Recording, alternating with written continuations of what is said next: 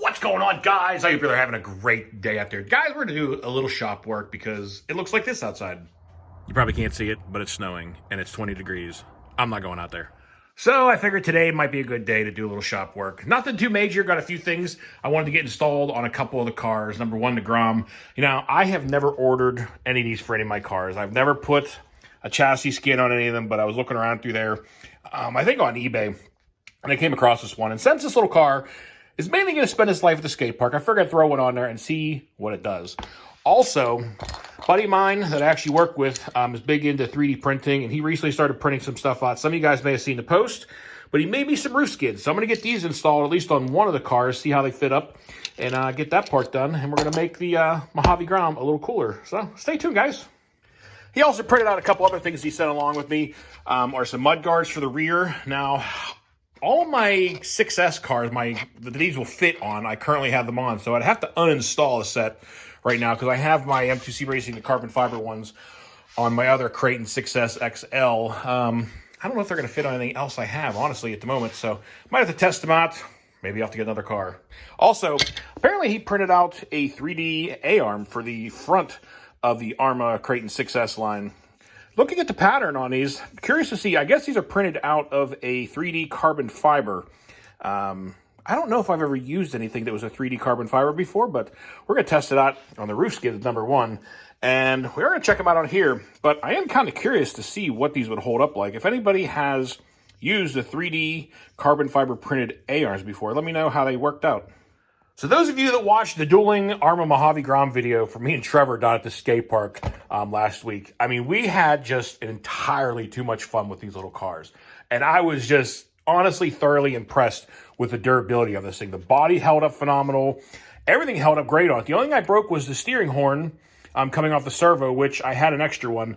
And I'm not really running the Typhon too much because the electronic system in it absolutely stinks and I don't really like it. So the Typhon at the moment kind of turned into a parts car to fix the Mojave Grom. However, I did order replacement parts so I could put the Typhon back together. But this little thing, man, was tough as nails. I could not believe the abuse this car put up with and just kept on ripping. But I don't know what possessed me to buy a chassis skin, but we're going to give it a try. Let's go ahead and get this thing slapped on there. Now, this stuff feels like the same material that like the motocross graphics used to be on my dirt bikes.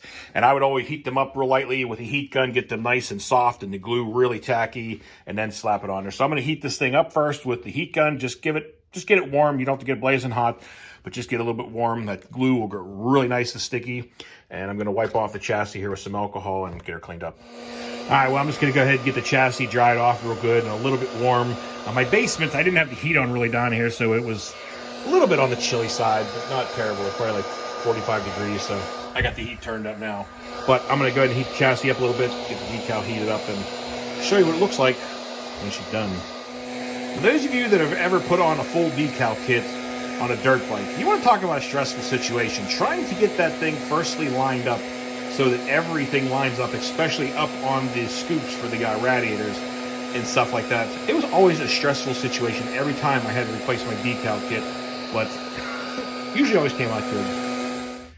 All right, well, I got it fixed on there. Everything lined up pretty decent. I'm going to heat it up one more time and push down on all the little corners and crevices and edges and make sure that she's nice and sticky. But felt like it definitely adhered on there pretty well. The glue on these things are pretty good. And you know, I guess the chassis skin will also help strengthen the chassis a tiny bit, right? But the chassis didn't take too much of a beating. It was mainly just the rears and the front bulkheads down there, but the rest of it held together pretty well. Well, that thing is not going anywhere, that's for sure. Did the same thing I did with like the graphics on motocross. Big thing you want to make sure, other than the whole thing being nice and warm, is at the end I go over all the edges with the heat to make sure that glue is nice and sticky, because that's always the first place it wants to try to peel up is along the edges. So if you get that part nice and warm and that glue really tacky, a lot better chance of that thing staying on. Well, the Grom has got its chassis skin all done. This thing was a ton of fun. You know, I really would like to get like I think honestly a Outcast in this version of car would be a ton of fun down at the skate park too. I don't know what all versions they make at the moment. I was trying to look it up, but I know they have the Mojave and the Typhon, but I don't know if they made any other ones yet. I remember seeing a few releases and talking about it, but An Outcast would definitely be cool if there's one made. All right, well, as you can see, I probably needed roof skids a little sooner for my other Creighton 6S EXL here, but we're going to put them on there now. I'm going to go ahead and get this top cleaned up a little bit and start getting these things mounted up. I think I'm going to put them in, I don't know, probably one near either end. I'm just debating on putting a hole in this crease or lining it up with this, because they'd be a little closer together, I guess, but help protect that roof and help strengthen it up too, I guess. All right, well, she's as clean as it's going to be, but we're going to go ahead and get these things mounted up. I'm going to get the drill out, pull them in place where I want them, and then just drill the holes, obviously, and get them on there. And at least this one will have a little bit of protection on the top now. Hey, Tony, thanks for making these up, buddy. And guys, he's asked me, you know, if anybody's interested in possibly getting any of these.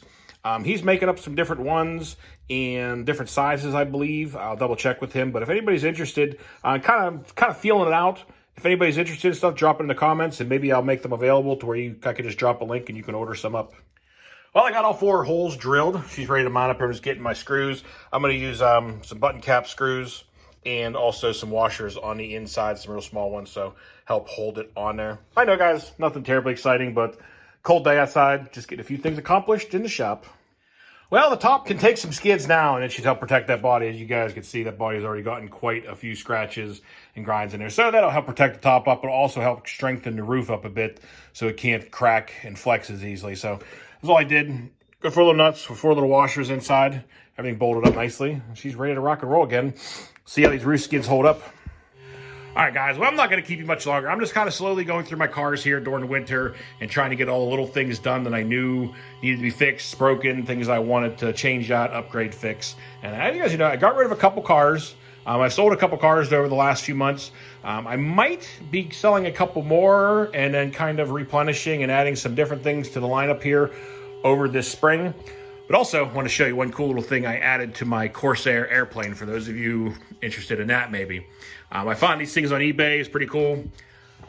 I don't know if I can say it on YouTube here.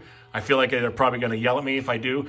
But you know what that thing is, and it's hooked up to a channel on the receiver. So whenever I hit the button on the transmitter, the servo kicks in, drops it, and you can drop it from the sky, and you can put, you know, a little bit of like baby powder or something like that inside of it. When it hits the ground, poof, big cloud of white smoke will pop open. Not sure how much weight I can put on it. That thing has already got a little bit of weight. I'm hoping the Corsair takes off and flies okay with that thing on there, but we're going to find out either way.